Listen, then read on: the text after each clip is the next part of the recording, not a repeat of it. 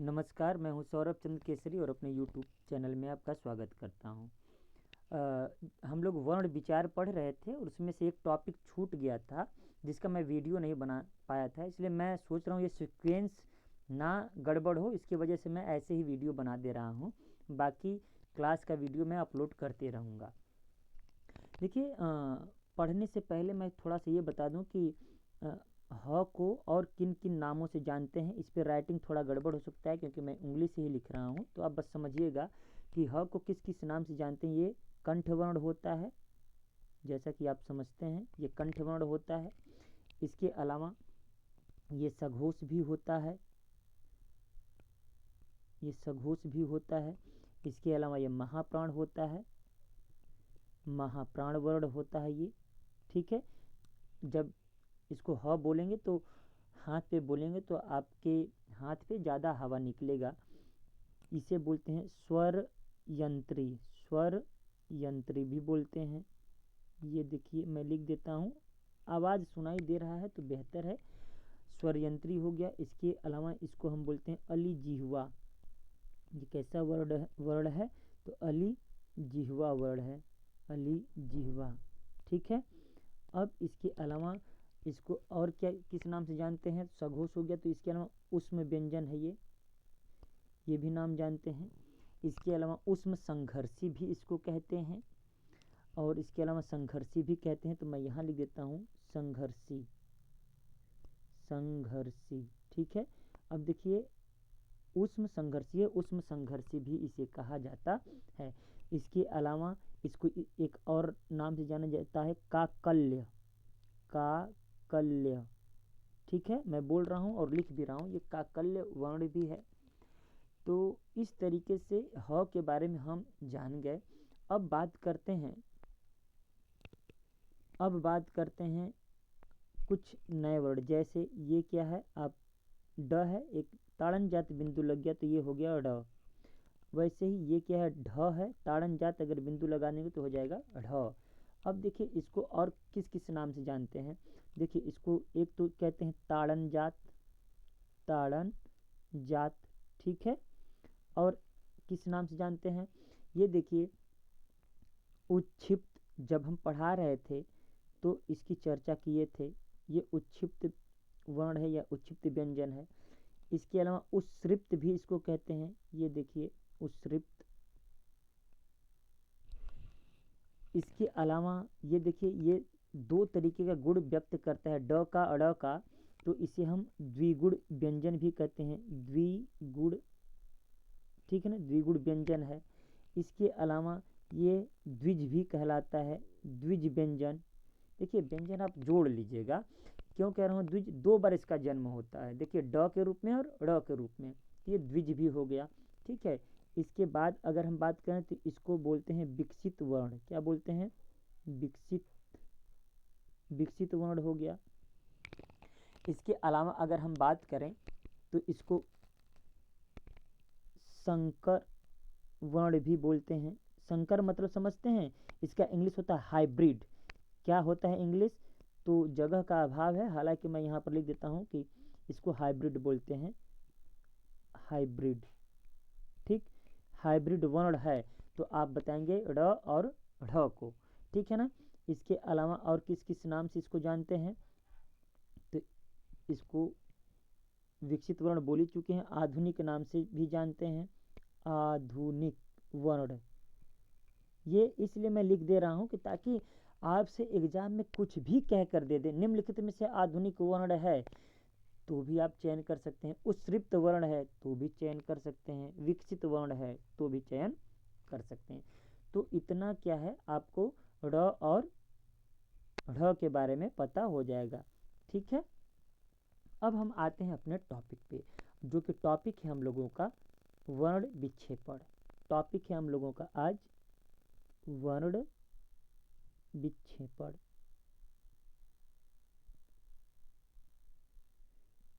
ठीक है, ये वर्ण विक्षेपण क्या है, तो वर्णों को तोड़ना। ठीक है ना, इसमें आपसे मात्रा भी पूछ सकता है, कितने वर्ण है पूछ सकता है। जैसे देखिए कुछ भी मैं अगर लिख देता हूँ, चलिए बात करते हैं हम लोग, एक वर्ण लिख दिया, ये क्या है, क्षत्रिय, ठीक है ना। इसका हम क्या करते हैं कि वर्ण विक्षेपण करते हैं। तो देखिए ये क्षत्रिय से पहले मैं थोड़ा सा एक और छोटा सा वर्ण ले लेता हूँ आपके लिए, एक शब्द ले लेता हूँ। ये क्या है, क म ल, ठीक है ना। अब देखिए ये क्या है, क है, हलंत अ है, क में तो ये दोनों है, प्लस म है, हलंत अ है, फिर क्या है, ल है, हलंत, अब क्या है अंत में फिर हमने अ जोड़ दिया, ठीक है। देखिए क म ल, तो कमल में कितने वर्ण दिख रहे हैं आपको, 1 2 3 4 5 और 6, ठीक है। तो वर्ण विक्षेपण का मतलब यही होता है कि जो व्यंजन है उस पे हलंत लगाएंगे और जो मात्रा है उसको स्वर के रूप में अलग लिख देंगे। अ एक ऐसा स्वर है जो हमें दृश्य रूप में नहीं दिखाई देता है, हमें दिखाई नहीं देता है, इसीलिए अ को हम बोलते हैं उदासीन स्वर। आपको याद होना चाहिए ये कौन सा स्वर माना जाता है, उदासीन स्वर, ठीक है, उदासीन स्वर माना जाता है। तो अब क्या है, इसमें जब वर्ण विक्षेपण करते हैं और पूछा जाए कि कितने वर्ण है, तो अंतिम में यदि अगर अ आता है, अंतिम अक्षर व अ हो, तो अ को वर्ण विक्षेपण में नहीं गिनते, अंतिम वाले को। तो इस तरीके से कमल में कितने वर्ण है, तो कमल में आप बताएंगे कि कुल 5 वर्ण है। कुल कितने वर्ण हैं, कुल 5 वर्ण हैं। क्यों कुल 5 वर्ण हमने गिना, क्योंकि अंतिम वाले अ को नहीं गिनते हैं। उम्मीद करता हूँ समझ में आया होगा। अब हम बात करते हैं क्षत्रिय का, ठीक है। आइए ये देखिए क्षत्रिय हमने लिख दिया और क्षत्रिय का वर्ण विक्षेपण करते हैं।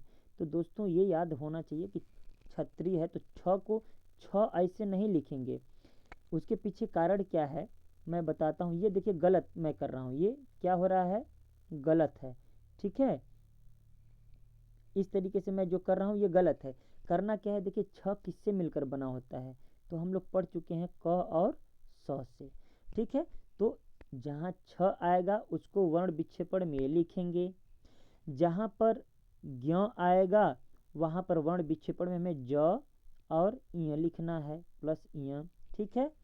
अगर त्र आया तो हमें त हलंत र लिखना है, और यदि आपके पास स्र आया तो हमें क्या लिखना चाहिए, स हलंत र लिखना चाहिए, ठीक है।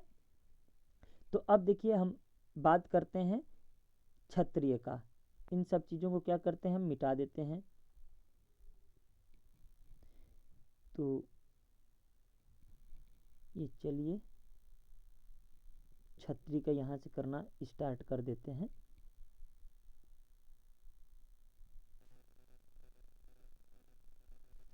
अब ये हमारा हो गया, तो क्षत्रिय का कैसे करना है, क्षत्रिय तो हम क्या करेंगे, पहले क लिखेंगे, हलंत स, लेकिन अब देखिए इसमें अ की मात्रा है इसलिए हम यहाँ पर हलंत लगाकर अ लिख दिए। ये देखिए छ का वर्ण विक्षेपण ये हो गया। इसके अलावा क्या है, हमारा त्र अभी बचा है, तो मैं क्या लिख रहा हूँ, प्लस त हलंत र हलंत अ, ई लिखेंगे, क्षत्रिय है तो छोटी ई, क्लियर हो गया। अब यह है तो यह के लिए क्या कर देते हैं, प्लस य हलंत अ, हलंत अ। इस तरीके से आप देख पाएंगे कि क्षत्रिय का भी क्या हो गया, वर्ण विक्षेपण हो गया। और आप देखेंगे कि कितने वर्ण हैं, क स अ, 3 ये है, 3 ये है और 2 ये, तो टोटल 8 दिख रहे हैं। टोटल कितने दिख रहे हैं, 8। लेकिन अभी हमने बताया कि यदि अंतिम अक्षर, अंतिम वर्ण जो है अगर आपको अ दिखे तो उसको नहीं गिनते हैं। अतः क्षत्रिय में कुल कितने वर्ण हैं, कुल 7 वर्ण हैं। कोई दिक्कत, उम्मीद करता हूँ ये आपको समझ में आया होगा। अब इसके बाद में हम लोग देखते हैं शब्दकोश। ये शब्दकोश क्या है, तो कभी कभी आपको क्वेश्चन ऐसे दे देता है कि निम्नलिखित शब्दों का सही क्रम है। तो कुछ शब्द दे देंगे, जैसे इंग्लिश में भी देता है और हिंदी में भी देता है, तो कुछ भी दे दे तो दे देगा कि शब्दकोश में क्षत्रिय पहले आएगा या फिर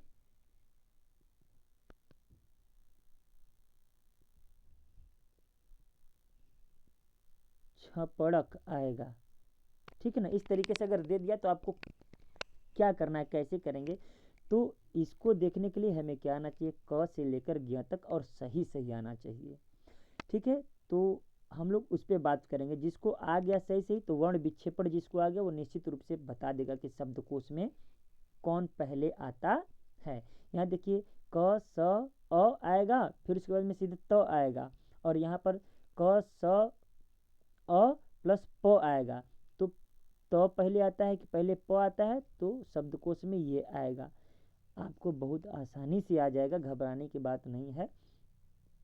आगे हम बताते हैं, पहले शब्दकोश में क्या है क से ज्ञ तक। तो देखिए जो हम लोग क से ज्ञ तक पढ़ते हैं वो न होकर के ये है, आज के बाद याद रहिए। क हलंत, ये क्या है, छ हलंत।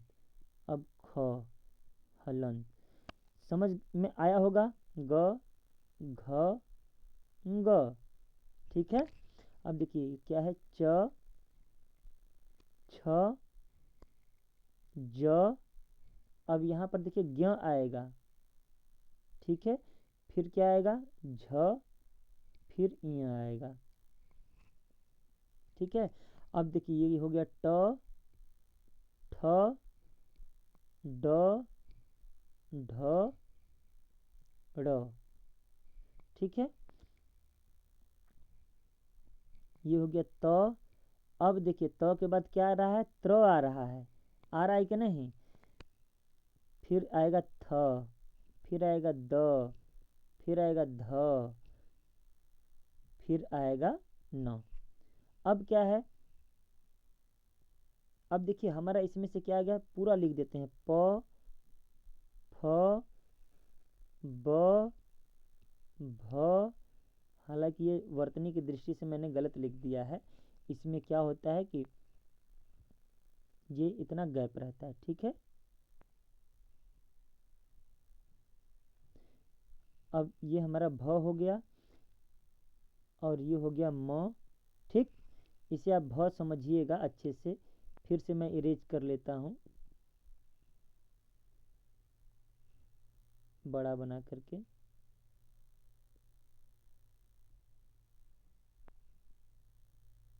ये भ है तो ये भ हो गया म। अब देखिएगा य र ल व स। अब स के बाद षटकोर स नहीं लिखेंगे, ये वाला स्र लिखेंगे। ठीक, क्यों, क्योंकि ये स धन र से मिलकर बना है तो स्र। अब यहाँ पर हमारा षटकोर स हो गया। अब ये स छोटा सा, इसको हम बोलते हैं दंती स, दंत है और ये तालव्य है, और ये वाला जो है कि ये मूर्धन्य है। ये दंती स, तालव्य स और मूर्धन्य स। फिर ये क्या हो गया हमारा, ह। ठीक है, ह के बाद अब क्या लिखें, कुछ बचा है नहीं, क्योंकि छ लिख चुके हैं, त्र लिख चुके हैं, ज्ञ लिख चुके हैं। तो अब इस तरीके से आपके पास पूरा का पूरा हमने क्या लिख दिया है, क से लेकर के ज्ञ तक वर्ण माला। ठीक है, देखिए अब एग्जाम में, वीडियो के एग्जाम VDO 2016 15-16 वाला एग्जाम जो है, उसमें ये क्वेश्चन पूछा था कि छ से पहले क्या आता है, पूछा था एक क्वेश्चन। ये देखिए वर्णमाला देख लीजिए, मैं एक क्वेश्चन बना रहा हूँ आपके लिए। क्वेश्चन दिया था कि छ से पहले क्या आता है, से पहले क्या आता है। तो देखिए छ से पहले क्या आता है, और ऑप्शन में आता है, और ऑप्शन में दिया क्या था, ऑप्शन नंबर 1 ह क त्र, और मानकर चलिए कुछ और लिख देता हूँ, ये तीसरा है, ये चौथा हो गया। चलिए स ही लिख देता हूँ, ठीक है। तो अब वहाँ पर कन्फ्यूजन क्या हो गया था, मैं वो बताता हूँ कि आखिर हम लगाएं क्या, क्योंकि छ से पहले क्या आता है, तो हम लोग यही दिमाग में था कि ह आता है और उसके बाद में त्र आता है। तो बहुत सारे लोग टिक किसको लगा दिए थे, ह को, और बहुत सारे लोग त्र को, लेकिन जो अच्छे से पढ़ा होगा वही क को लगाया था, ठीक है ना। तो देखिए छ से पहले क कैसे आया, तो आपको देखकर आश्चर्य होगा कि यहाँ पर छ से पहले देखेंगे क आया है। ये छ क्यों हम क के बाद लिखे, क्योंकि हमें पता है कि क धन स से क्या आ रहा है, छ बन रहा है, ठीक है ना। इसके वजह से हमने क के बाद तुरंत ही छ लिखा। तो इतना याद रहे, आपको पूरा का पूरा हिंदी वर्णमाला में आपको यह याद रखना है कि क के बाद क्या आता है, छ, ठीक है, और छ से पहले क, ठीक है। अब देखिए ख से पहले क्या आ रहा है, तो छ याद, अब ख से पहले क्या आ रहा है, छ आ रहा है, ठीक है। अब देखिए ज, यहाँ ज्ञ लिखेंगे, ज्ञ से पहले क्या आ रहा है, ज आ रहा है, ठीक है। त्र, त्र से पहले क्या आ रहा है, तो आपको बस ये याद रखना है, ठीक है। अब उसके बाद में स्र की बात आती है, तो स्र से पहले क्या आता है, स्र आता है, इससे पहले ये आता है, इससे पहले ये आता है। तो इस तरीके से आपका पूरा का पूरा वर्ण विचार आज समाप्त होता है। एक और चीज़ हम बता दें, जैसे व्यंजन में चर्चा किए थे संयुक्ता अक्षर, ठीक है। तो ये हमारा संयुक्ता अक्षर क्या होता है, संयुक्ताक्षर। तो संयुक्ताक्षर क्या होता है, जब एक वर्ण स्वर रहित और दूसरा स्वर सहित हो तो उसे हम संयुक्ताक्षर कहते हैं। लेकिन एग्जाम्पल से मैं बताता हूँ, जैसे मान लीजिए मैंने लिख दिया रस्सी, लस्सी, कक्का, पक्का, कच्चा, ठीक है ना। तो इसमें देखिए ये क्या है, एक स्वर रहित स है और एक स्वर सहित स है, ठीक है ना। एक मैं लिख दिया कुम्हार, कुम्हार, ठीक है ना। अब ये कुम्हार हो गया, यहाँ पर भी म स्वर रहित है और ह स्वर सहित है। तो देखिए इसमें जो आपको दिख रहा है कुम्हार, ये है आपका संयुक्ता अक्षर। ये क्या है, ये संयुक्ता अक्षर है, संयुक्ता अक्षर।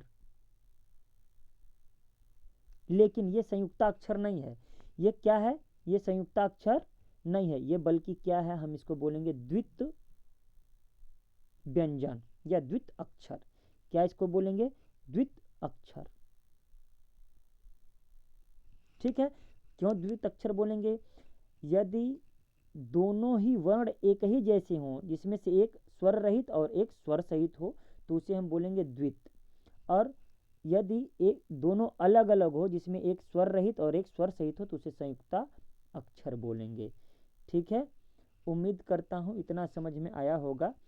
मिलते हैं नेक्स्ट वीडियो में, तब तक के लिए नमस्कार, बेस्ट ऑफ लक।